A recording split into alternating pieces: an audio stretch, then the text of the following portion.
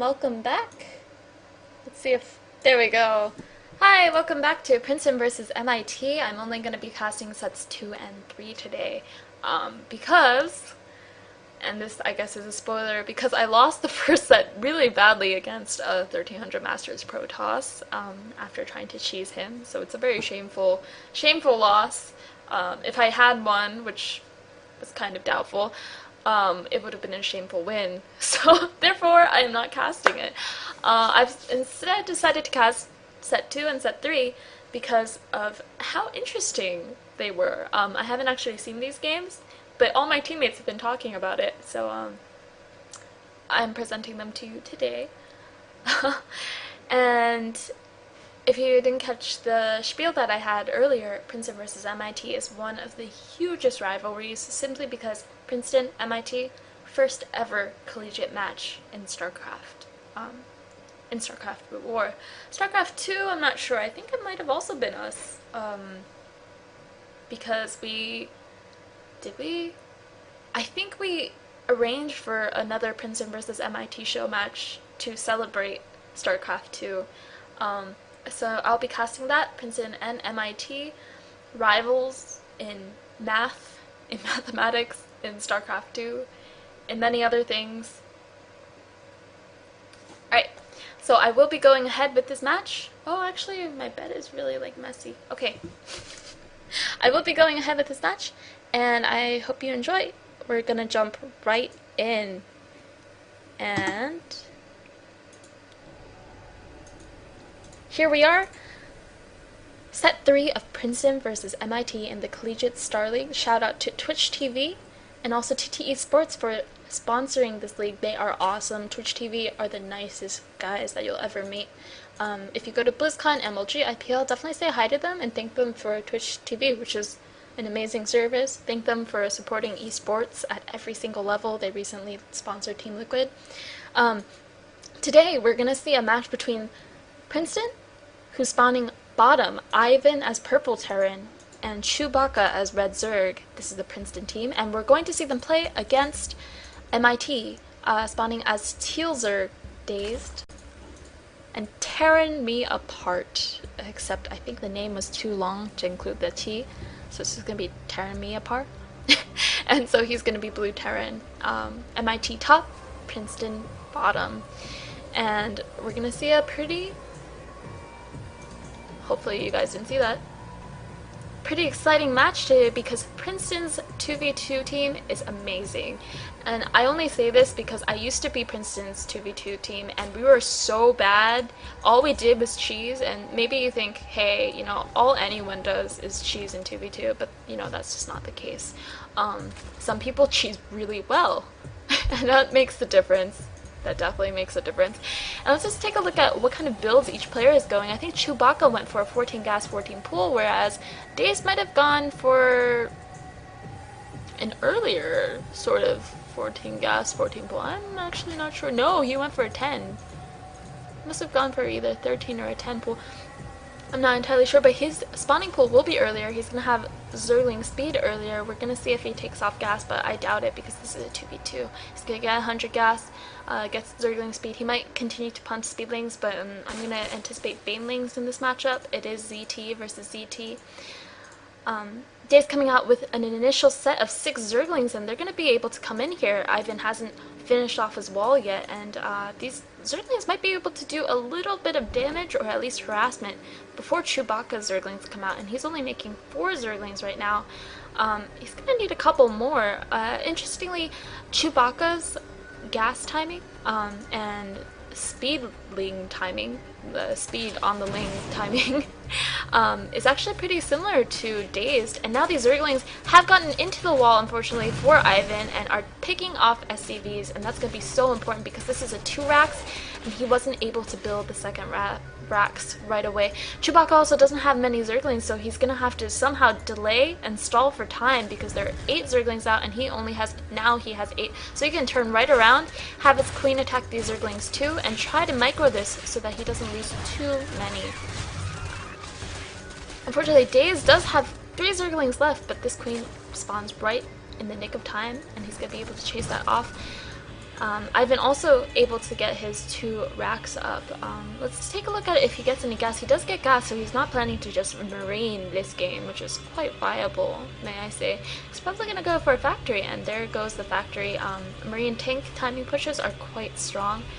You know, Marine Tank is strong against Zerg. Well, it's strong against Terran, so it's strong against ZT too. Interestingly, Tear Me Apart is going for Hellion play followed by Starport, and I just say this is probably Banshee because of what this guy is doing. There are 2 gas on the map. Hellions don't require gas, neither do Marines. He's probably going to go for something interesting here. Lifting his barracks so that he can attach a tech lab to his starport. Now let's take a look. Dazed and Tear Me Apart are going for the rocks, and they're going to try to go for early pressure with these Hellions and Zerglings. Chewbacca doesn't have much of a response. He has Zerglings, which are not that good against Hellions or Zerglings. I mean, I guess they're okay. Ivan only has 4 Marines out on the map, and that's not going to be quite enough. He needs to get a bunker down. I'm not sure if this rock will be able to stay up in time for Ivan to build a bunker, and not only that, but there's creep in the way, so this is going to be really tough. In the meantime, Tear Me Apart is going for cloaked Banshees. So researching cloak, gonna get out a Banshee. I don't think he's building it quite yet, doesn't have the gas quite yet. Ivan gonna be able to build a bunker, but the bunker is gonna go down. Nice cancel. But there are a lot of Zerglings out right now. Baneling's gonna be able to come in, and Banelings are actually quite good against Hellions. They can just blow them right up.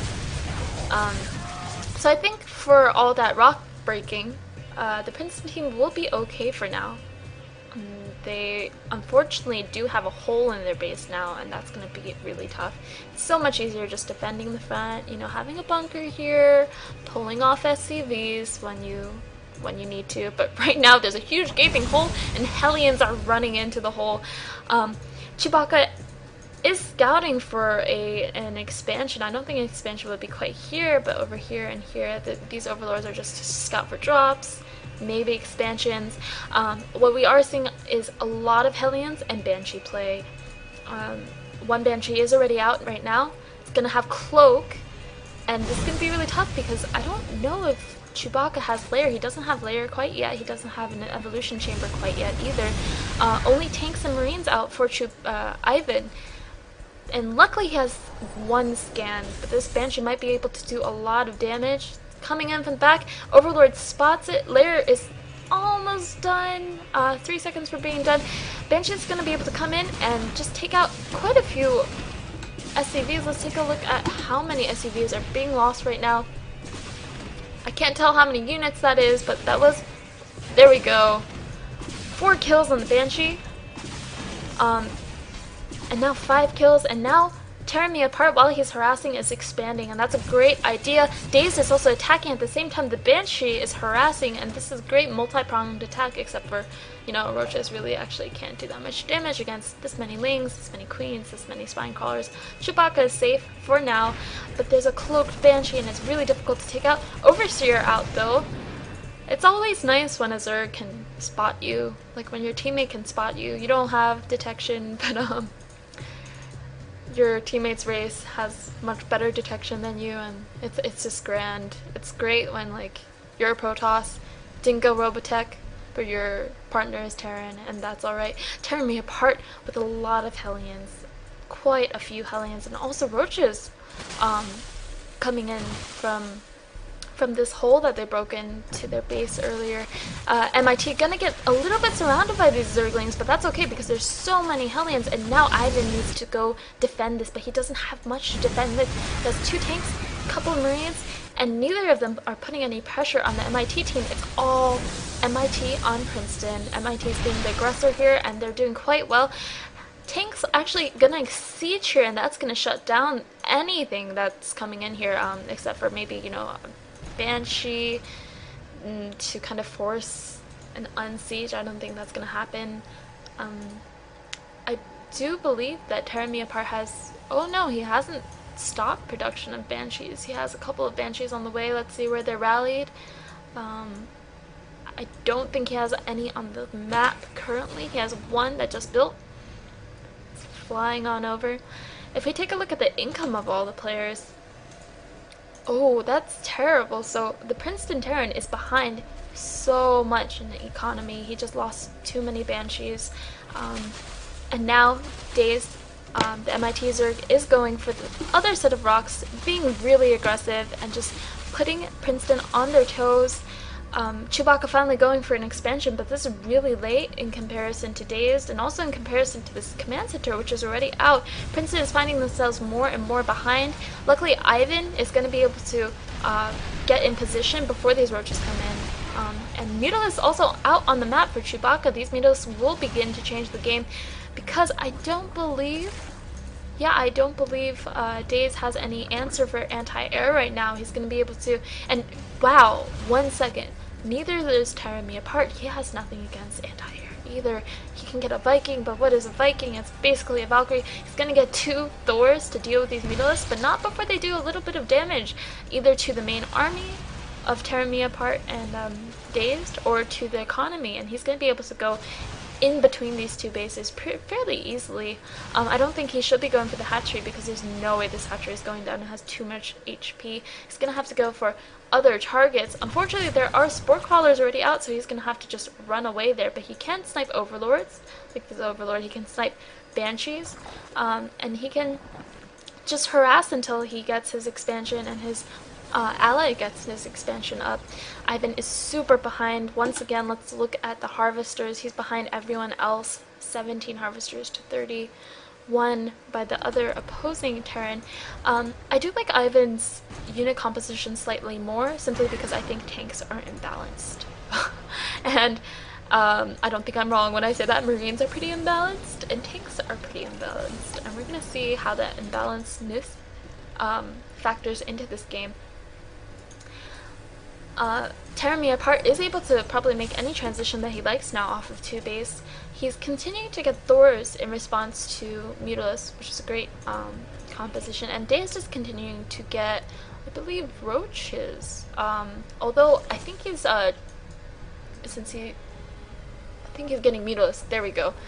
Since he's getting +1 armor on air, he's also going to be transitioning into Mutalisk, and he's going to be able to do this pretty easily off of 2 base. Chewbacca also has 2 base, and I think he's better saturated. He's much better saturated, because he was able to just drone up, whereas Dazed had to build a couple of Spore Crawlers. He's kind of afraid. Chewbacca really taking the advantage here, taking advantage of MIT's lapse in attacking. Finally, they've stopped being aggressive, and so Chewbacca picks up another expansion. Ivan is only beginning to catch up in terms of econ, and not even. He's half of everyone else's econ. Chewbacca going in for some harass and getting fended off by Thors. And so this is looking pretty bad for the Princeton team. I'm not sure what they can do at the moment. Chewbacca is obviously going to have to play defensively and also harass when he can with Mutalisks. While his 3rd comes up, I'm not sure if he's gotten his gas yet. Good, he's gotten his gas. I don't think he really expects these Mutalisks out quite yet. Now he does. He has greater Mutalisk count, so he's going to be able to chase down these Mutalisks and actually take them down. But he turns around. Maybe he's afraid of supporting Mutas, supporting Thors, but these Thors are back home. Chooses not to chase. And both